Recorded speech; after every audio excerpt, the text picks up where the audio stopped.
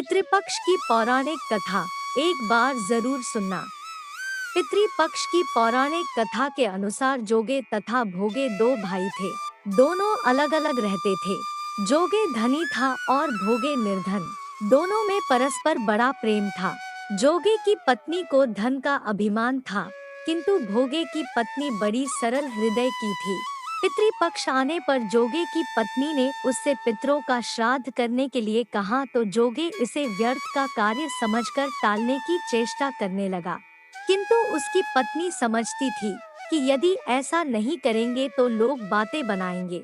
फिर उसे अपने मायके वालों को दावत पर बुलाने और अपनी शान दिखाने का यह उचित अवसर लगा।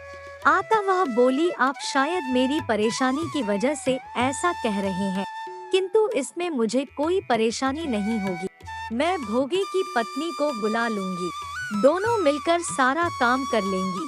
फिर उसने जोगे को अपने पीहर न्योता देने के लिए भेज दिया। दूसरे दिन जोगे की पत्नी के बुलाने पर भोगे की पत्नी सुबह सवेरे आकर काम में जुट गई। उसने रसोई तैयार की, अनेक पकवान बनाए, फिर सभी काम निपटाकर अपने घर आ गई। आखिर उसे भी तो पितरों का श्राद्ध तर्पण करना था।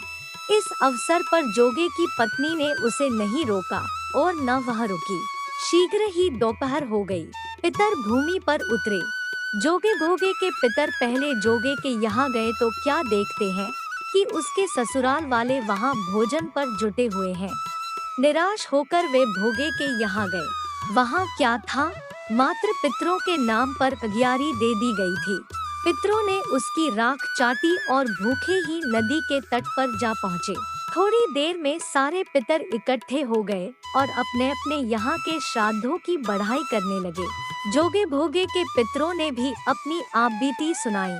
फिर वे सोचने लगे, अगर भोगे का समर्थ होता तो शायद उन्हें भूखा न रहना पड़ता, मगर भोगे के घर में तो 2 वक्त की रोटी भी खाने को नहीं थी।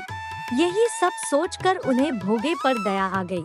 अचानक वे नाच नाच कर गाने लगे, भोगे के घर धन हो जाए, भोगे के घर धन हो जाए।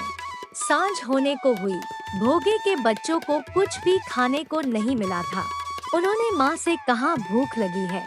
तब उन्हें टालने की गरज से भोगे की पत्नी ने कहा, जाओ, आंगन में हौदी औंधी रखी है, उसे जाकर खोल लो और जो कुछ मिले बांट कर खा लेना।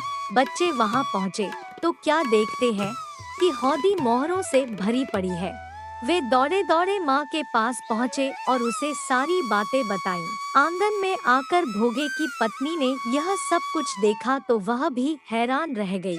इस प्रकार भोगे भी धनी हो गया, मगर धन पाकर वह घमंडी नहीं हुआ। दूसरे साल का पितृपक्ष आया। श्राद्ध के दिन भोगे की स्त्री ने 56 प्रकार के व्यंजन बनाए। ब्राह्मणों को बुलाकर श्राद्ध किया, भोजन कराया, दक्षिणा दी। जेठ जेठानी को सोने चांदी के बर्तनों में भोजन कराया। इससे पितर बड़े प्रसन्न तथा तृप्त हुए और आशीर्वाद देकर वहां से विदा हुए। Hello guys, thank you so much for watching.